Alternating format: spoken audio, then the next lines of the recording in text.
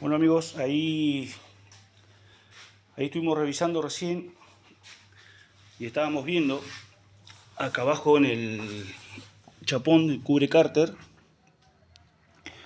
Aparentemente se escucha de acá abajo también el ruido, pero estábamos viendo que está apoyando el caño de escape, todo lo que es flexible, está apoyando en el protector.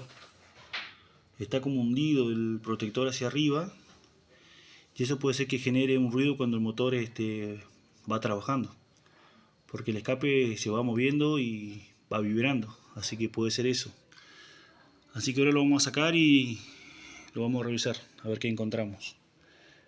Ahí el auto lo tenemos sobre crique para descartar todo lo que de donde pueda provenir el ruido que escucha el cliente.